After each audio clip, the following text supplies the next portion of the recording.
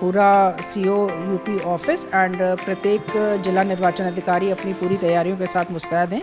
जो हमारा KYC app है, नो योर कैंडिडेट है ऐप है, उसमें अपलोड किए जाएंगे। जनता की वोटर्स की सुविधा के लिए जो एक ऐप ECI ने लॉन्च किया है, इन्फॉर्मेशन दी है, मतलब अपने को आइडेंटिफाई किया है, तो उसको उसका फीडबैक भी मिलेगा। ऐसे ही डिक्लेरेशन हुआ है पोल का, वैसे ही उन्होंने वर्क करना स्टार्ट कर दिया है। उत्तर प्रदेश की अपर मुख्य निर्वाचन अधिकारी निधि श्रीवास्तव जी हमारे साथ हैं। नॉमिनेशन की डेट आ गई है, बुधवार से नामांकन शुरू होने जा रहा है, इस पर उनसे बात कर लेते हैं। निधि जी, कल से नामांकन शुरू हो रहा है, क्या तैयारियां आप लोगों के द्वारा की गई हैं फ्री एंड फेयर पोल के लिए? बिल्कुल, कल से जैसा कि पहला first phase of nomination start हो रहा है, तो पूरा सीओ यूपी ऑफिस एंड प्रत्येक जिला निर्वाचन अधिकारी अपनी पूरी तैयारियों के साथ मुस्तैद हैं। We are all set for this first phase to go. And जैसे कि हम लोग को जानकारी है कि कल जो है 20 तारीख से पहला फेज़ ऑफ नॉमिनेशन शुरू हो रहा है। 27 तारीख को जो है इसका लास्ट डेट ऑफ नॉमिनेशन है। 28 को इसमें स्क्रूटनी होगी और उसके बाद 30 तारीख को जो है वो नाम वापसी का दिनांक है।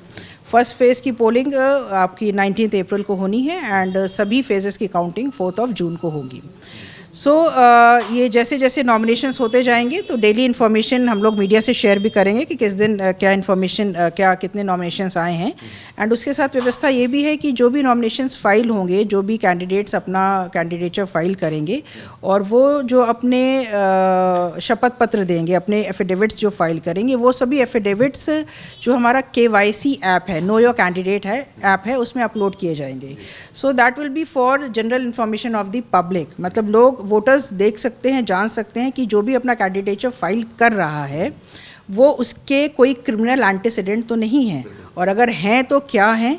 और क्रिमिनल एंटीसीडेंट्स में आयोग ने बड़ा स्ट्रिक्ट किया है कि आपको अपने एंटीसीडेंट्स के बारे में जो वाइडली सर्कुलेटेड न्यूज़पेपर्स हैं उनमें जो है उसको 3 बार एटलीस्ट पब्लिश करना। पॉलिटिकल पार्टीज को बोला गया है। डेफिनेटली।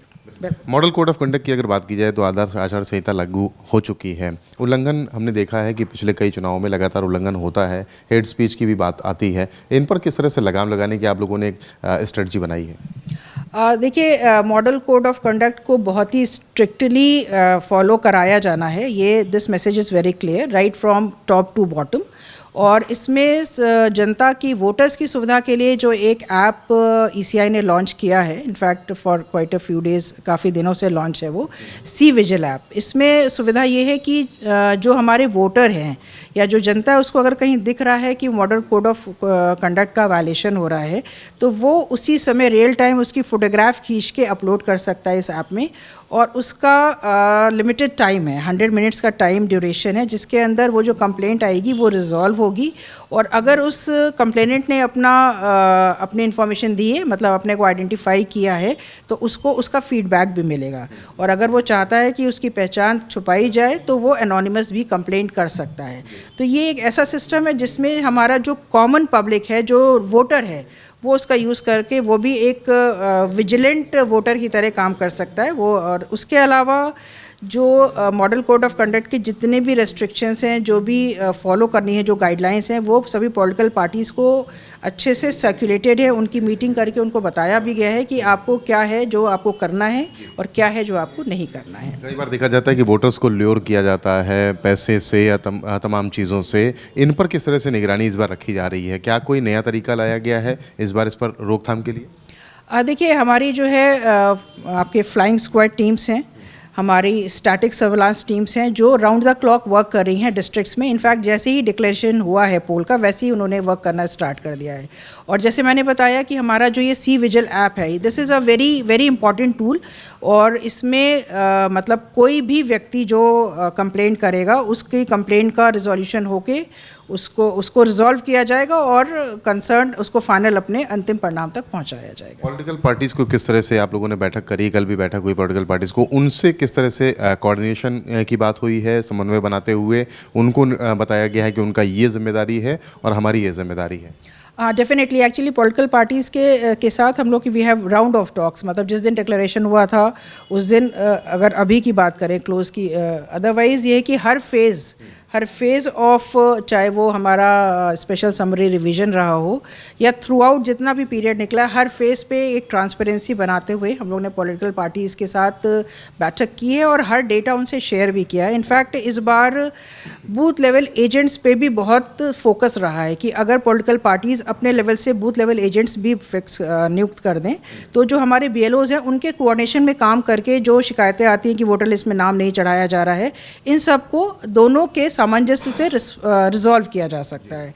तो right from the beginning political parties को इन्वॉल्व किया गया है और ये दोनों जो हमारी अभी बैठक हुई है डिक्लेरेशन के बाद, उसमें उनको सब मॉडल कोड ऑफ कंडक्ट के बारे में, एक्सपेंडिचर मॉनिटरिंग के बारे में जो डिटेल्ड गाइडलाइंस हैं उस पर मतलब लंबी बैठकें, 1.5 2 घंटे की बैठकें हुई हैं जिसमें पूरा डिस्कशन हुआ है। उनकी जो क्वेरीज थी उनको रिजॉल्व किया गया है और उनको बताया गया है कि this is what you can do and this is what you should not and you must not do, otherwise law will take its own course. Voter list की दिक्कत होती है जिस दिन पोलिंग होती है, उसको लेकर के तमाम हम जब कवरेज करते हैं तो तमाम सोसाइटी में जाते हैं, लोगों के बीच जाते हैं, तो वो कहते हैं कि पिछले चुनाव में उनका वोट पड़ा था लेकिन इस बार वोटर लिस्ट से उनका नाम गायब है। इसको किस तरह से सुधारा जा रहा है, क्या प्रोसेस अपनाया जा रहा है?